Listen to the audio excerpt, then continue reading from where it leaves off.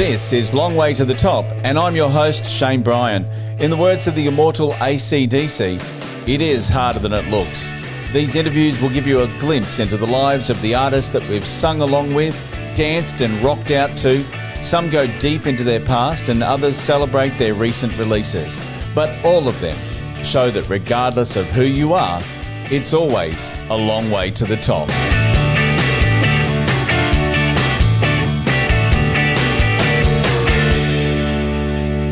Icehouse have been part of Oz rock history for over 40 years. 3 million albums sold just locally, over 9 million sold internationally, 8 top 10 albums, and over 30 top 40 singles. Icehouse are one of the few Aussie bands that have had success outside of our country.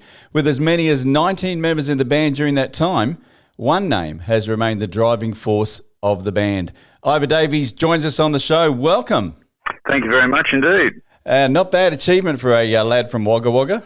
Yes, it's a long way out there. I'm been meaning to make a bit of a pilgrimage back to Wagga, because the house that I sort of grew up in there is still there apparently. Oh, really? I bet it's completely changed now. Yeah, no, it's still fibro, I think.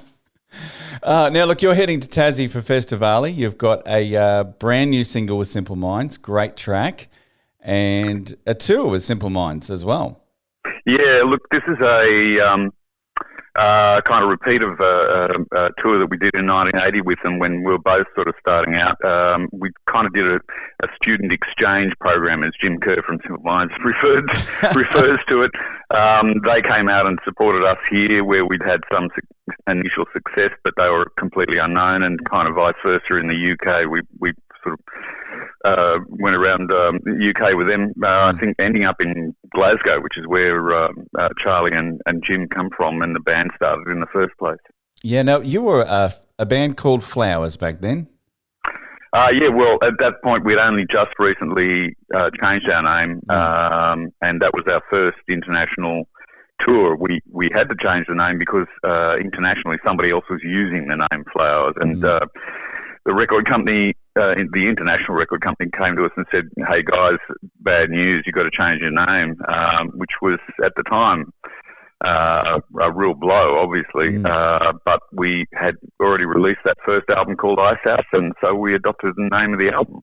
Now, I heard a story that the name Icehouse actually comes from a flat that you lived in.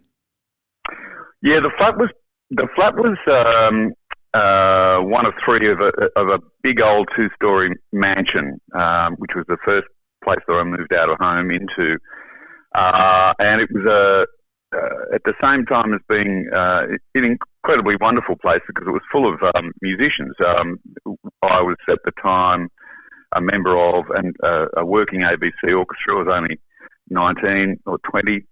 And the rest of the flats were filled with members of that orchestra. So there was, a trumpeter and a trombone player and a cellist and French horn player and a clarinet player. Well, actually, two French horn players because I shared a flat with a French horn player. Poor neighbours. So you can imagine what it was like in summer. All the windows open, everybody practicing at the same time. It was mad as anything. But it also had a very dark side, this place. And over the time that I was there, and I was there for a number of years, all sorts of weird and wonderful kind of spooky stuff happened. I'm not really a believer in the paranormal, but that place was definitely haunted. And the overarching thing about it was absolutely freezing cold. It was an incredibly beautiful place with big high ceilings and French windows, but luckily it had one operating fireplace, which I probably found the last supplier of coal in Sydney, and I managed to survive there just because of the coal fires. And that was going on all the way through to the early days of Flowers and me, getting home at 1 a.m, and thankfully the coal fire still going, and that was the way I survived. But it was tough work. It was a challenging environment, put it that way. And of course, even with sort of the initial success of the album, like any musician knows that one good album doesn't really make you a success. It really takes a lot of hard work and continual hard work. Yeah, well, that first album created a lot of international interest, and that was where we got our first international recording contract from. And that saw us going off to try and conquer the world overseas, and really that initial international tour was really the thing that kind of broke the original lineup of Flowers, because by the end it was such hard work that by the end of it we were all just heartily sick of each other and kind of got back to Australia and split up and went off in our different directions, and that was kind of the end of that original lineup. But I had an obligation through the record contract to produce a second album, and that was really tough because the first album songs have been kind of collected over nearly 3 years. You know, these were the first sort of attempts at writing songs, and then I got to that point with the second album where I had absolutely nothing. And worse than that, I had nothing, and I had an incredibly severe deadline to deliver the second album. And strangely enough, recounting the history now, the very, very first song that I wrote for that second album was the song Great Southern Land, which by now has this sort of very special place, I guess, in my history, but I think also in the history of music in Australia. And it's a remarkable thing for me to think about, you know, the fact that that's what came out of that incredibly high-pressure situation. Yeah.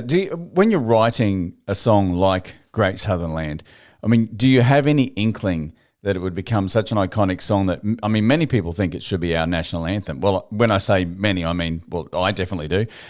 Where did the inspiration come from, and did you realize at the time it was going to be so big? Look, to answer your sort of first part of your question was all the way along the line, and this wasn't just for that particular situation, but, you know, going, you know, 3 albums, 4 albums, 5 albums, 6 albums into that whole kind of timeline. No thought in my head was ever about how long any of these songs were going to last, because all of the history I'd observed, I guess, of rock and roll bands over the ages, you know, going way back to the Beatles and so on, was that none of them lasted a very long time, and it didn't occur to me really that I'd still be listening to Dark Side of the Moon, you know, 50 years later, or you know, Magical Mystery Tour or whatever. The thing that was in front of me was the immediate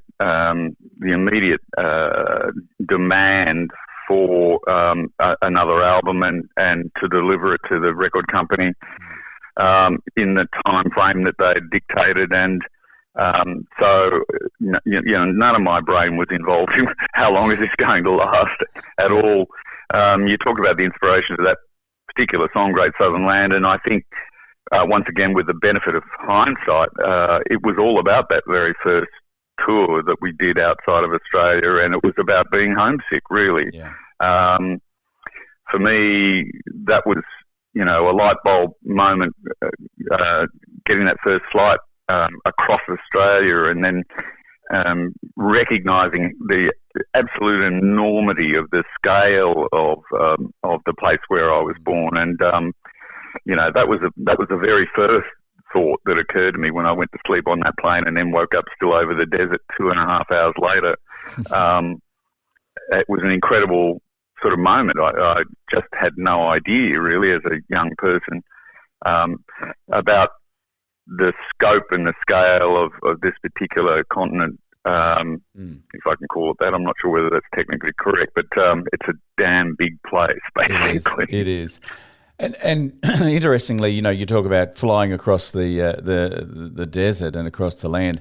It really, the song invokes that whole landscape feel about it. And recently, you performed a concert at Uluru with Uluru in the background of when you're singing that song. I mean, can it get any more iconic than that? Well, look, it's an incredibly magical place, and it wasn't the first time. I'd been there once previously, and the thing that sort of the thing that impressed me was when I first saw it, and while you're in that area, it's like a magnet. You just cannot help but turn around and look. It's just sort of omnipresent, really. My thoughts went back to what would it have been to be the first people to have walked over that horizon and seen that. And so that to me kind of defined how magical a place it is.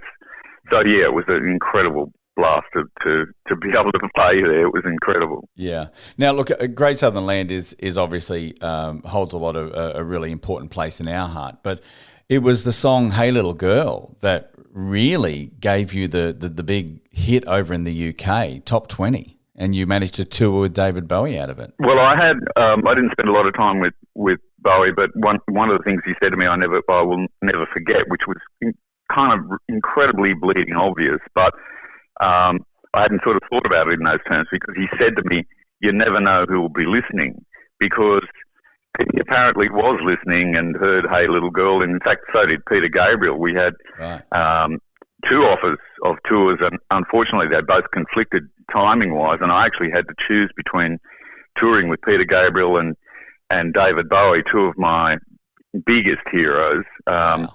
And had to turn down Peter Gabriel, which sort of was a heartbreaking decision. But the Bowie tour was amazing because of the sheer scale of it. It was the absolute pinnacle of his career. And we were playing to 45, 50, 60, 70,000 people every show. And I've got a photo in my kitchen of a shot that was taken, obviously, by one of the lighting crew, because it's obviously been taken from somewhere up in the rigging above David Bowie, looking out over him onto the hillside at Milton Keynes, where we did 3 shows in a row, and you can't see the end of the people. Basically, the people go back as far as the eye can see up a hill. I think there were 70,000 people there that day, but you really have no idea. You can't see the kind of the end of the crowd. And so, just looking at that photo thinking, oh, well, I was on that stage about an hour before that. so there you go. Did you have the sea of people as well? Absolutely, we did. And it's interesting to think back of some of those things, because really the whole process was kind of a step ahead of me the whole time. So I was sort of running to catch up. I didn't really have any opportunity to kind of, sit back and scratch my chin and sort of go, take it all in, as it were. It was quite a hamster wheel, and I was running the whole time. There's a title for your next book, Running to Catch Up. Now, exactly. I mean, international success continued though with Man of Colours. What do you think it was with that album that gave it the success that it did? Was it a perfect storm with the touring and the previous successful album, or was it just Australia was the flavour of the month in the US? I think it's a kind of coming together of a whole lot of threads. We worked incredibly hard on the previous album, which was an album called Measure for Measure.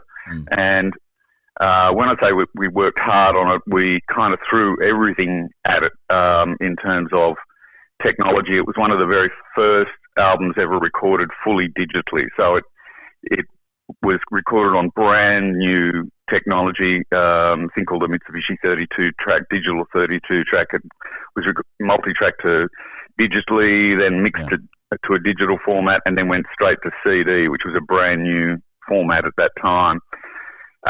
Working with 2 producers, but predominantly with a fellow called David Lord, who had previously produced Peter Gabriel's 4th album. That's where I found him. An English producer, and I got on particularly well with him. And this was a new experience for me, because I'd kind of fought producers almost non-stop on every project prior to that. And so when it came to do the next album, I really wanted to work with him again, and we did. And so it was a kind of a coming together. That 4th album did achieve some success in America, but it was kind of just knocking on the door, as it were. A number of songs like No Promises and Mr. Big and Cross the Border were sort of top 50 American hits, but didn't quite get there. And so the next album, we went into the studio with David Lord, and the album that came out of that situation was Man of Colours. And so it was a wonderful kind of collaborative success, because I worked with David Lord, who really brought a lot to the songs that I hadn't been able to contribute in the actual writing process, just arrangement things. I think he's a particularly brilliant musician, but also a great engineer, and really brought additional things to those songs. And as well as that, the sort of stage was set, as it were, in America. We'd been kind of knocking on the door with a previous album, and there were a couple of hits, and Crazy was the one that kind of broke through and got into the US top 20, followed by Electric Blue, which did even better. So, a lot of threads came together to achieve the success that the album did in America. Do you think? I mean, I know it's hard for you to say because you're in the middle of it, but from an outsider's perspective, it seemed like the perfect album. Like every single song just worked within that album. As I said, and I was working with Bob Krishmer, our lead guitarist, and Bob was kind of a fairly passive sort of collaborator, but he was incredibly patient. So he would sit around in the studio as I was banging away on the various machines and kind of working on these songs. And so, by the time we got to Man of Colours, we'd gone through this process once before with, as I say, the fourth album, Measure for Measure, but also a ballet score as well. So we were used to kind of working together, and I was quite sort of disciplined about it. So we lived in my house in Erskineville. We'd be on deck ready to go to work at 9 o'clock in the morning. We'd work all day, and then in the evening we'd go out to dinner, and then come back and listen to what we'd, how far we'd got during the day. It was sort of a kind of a well-oiled machine by then, in a weird rock and roll sort of way. Yeah, it definitely came across as the perfect blend of rock and pop, and I guess it was the one that was I think was I guess the soundtrack to the 80s, if you look at it from that perspective. There's certainly a lot of people went out and bought that album. I think it's one of the highest selling albums ever in Australia, and we kind of lost track of it after the record company gave us a 7 times platinum award. I think they kind of got bored and didn't give us any more awards after that, but it went well beyond that. Here we go again. All right. Now, of course, since the 80s, I mean, you've worked with orchestras, ballet, film scores. You've got an ARIA Hall of Fame. Is there one part in that whole career that you can look from a personal achievement perspective that you can go, I've done what I wanted to do? Look, it would probably wouldn't do a number of moments justice to sort of pick one thing, but I do remember, for example, arriving on the Fox lot in Los Angeles, which is an entire kind of suburb. In fact, the suburb is called Century City, and it's named after 20th Century Fox, which was this sort of massive machine for making movies. And the project was, in 2003, was the score to an incredibly expensive movie called Master and Commander: Far Side of the World. And I remember arriving there with my friend and colleague Simon, and he'd worked there before on lots of big movies, including Moulin Rouge and a bunch of others. And going into this iconic orchestral studio called the Newman Scoring Stage, which is probably the most famous film orchestral studio in the world, and has such a massive history that they won't touch anything in it, in the actual room itself, because Marilyn Monroe sang there, and Judy Garland, and it's quite a place. And being there with the sort of absolute A-list Hollywood orchestra, working on this massive big budget movie and writing the music to it, that was a kind of, stop in your tracks kind of think about it moment, just because of the kind of iconic nature of everything that was around me. So that was pretty good. Yeah, that's pretty that was good. A moment. Yeah, no, that is brilliant. I actually thought you would mention that. And the other one that I think is from a creative perspective would be the Berlin tapes. Well, yeah, that was the second ballet, and it was kind of weird the way that evolved, because at that particular point, I'd been writing albums for a long time, and to be honest, writing new material was always very, very difficult for me. And I thought, I'm going to do something easy. I'm going to record a covers album. Yeah. And actually, it turned out I had a few goes at recording some of my favourite songs of other people's, and it kind of was incredibly frustrating because I kept kind of remaking versions of the originals. It was kind of, I got to the end of it and go, well, this is absolutely pointless. I've just recreated exactly almost the original, which is always going to be better than what I can do anyway. And at some point I had a kind of bizarre idea, which was to kind of reduce what the instrumental mix of what I was doing to something that resembled a kind of an ensemble from the 1800s that might be playing in somebody's salon. Before television sets, of course, people used to have little concerts at their houses if they had enough money and had a piano there and so on. And so I reduced the kind of instrumentation that I was using down to this little acoustic ensemble, a piano and a cello and a jazz drummer playing brushes on a drum kit, maybe a couple of violins, whatever. And then I started trying to do versions of these songs with that unit. And it turned into something remarkable. It was so remarkable, in fact, that I could even do, songs by Killing Joke and Public Image, Johnny Rotten song. Wow. And it still worked. And so it was bizarre. And I was working closely with a fellow called Max Lambert, who was an amazing pianist. And both he and I had a relationship with Graham Murphy and the Sydney Dance Company. And I looked at Max one day and I said, I can hear this, I can see this as part of a ballet score. I can see us actually kind of hidden on the stage somewhere performing this as the dance company performs as well. And we took the songs to Graham Murphy, and out of that came the ballet Berlin, which was definitely a highlight. And at that album, sort of by that weird kind of accidental process, produced some of the most successful recordings that I've done. I've recorded all that myself, by the way, and so for me that's a bit of an achievement. And of course, talking about doing covers, now you've just released a song from one of the most iconic bands of all time, T-Rex, and you've done it with Simple Minds. Well, we had, yes, so we started off as a covers band, of course, and that's not unusual. That's sort of the way a lot of young musicians evolve.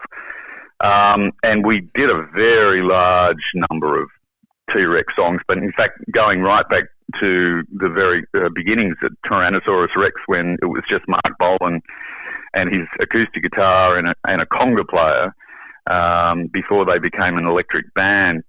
And we did a whole lot of those songs as well. So we've got a long history with Mark Bolan's repertoire, and discovered also that Jim Kerr from Simple Minds was a massive fan. And in fact, in a joint interview that we did, he said the very first album that he bought was an album by T-Rex called Electric Warrior.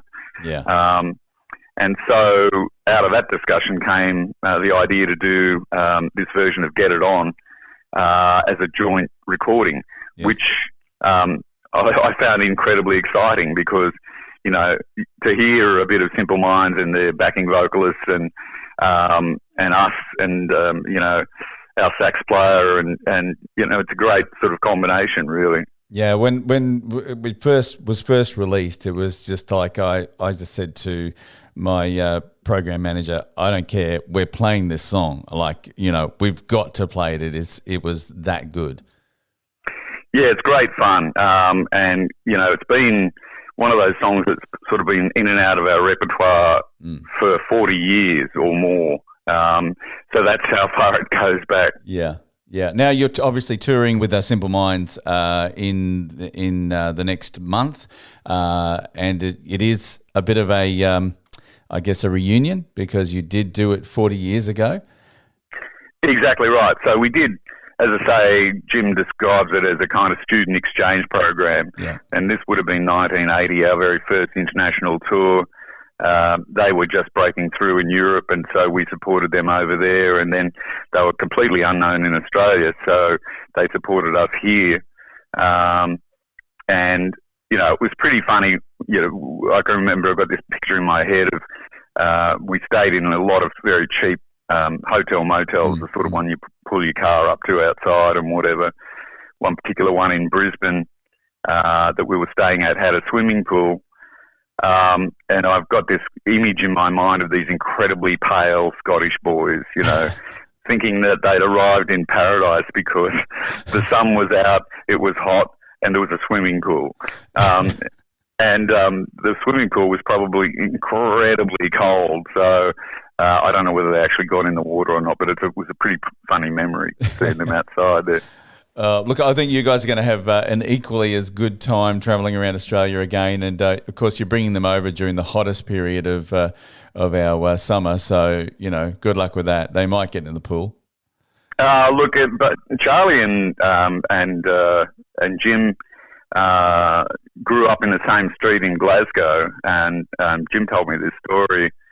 And after all these years, both of them have actually moved onto an island off the Italian coast. Right. And so they both still live in the same street, but in a completely different environment. Oh, nice. Look, just as a final question, I always ask this, what are you currently listening to at the moment? Oh, no, that's a pretty unfair question. Look, it's interesting with me. I have, for a long time, considered music to be work. So, yes. At one point, this is fairly early on, I had a girlfriend and she liked to go to sleep with the radio on.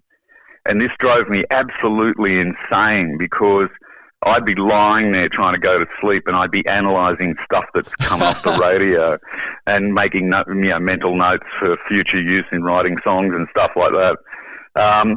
So I don't listen to anything, but I have constantly stuff popping into my head. For example, I've just spent the entire morning with Daydream Believer by the Monkees on the Brain. Now, right. I have no idea where that came from, but I'll have these completely bizarre things that pop into my head. And then if it's something that I go, I can only remember a little bit of that, then I'll have to play it. So, for example, I think probably yesterday was Tomorrow Never Knows by the Beatles, and I just wanted to hear it, just to remind me of how brilliant that piece of work is.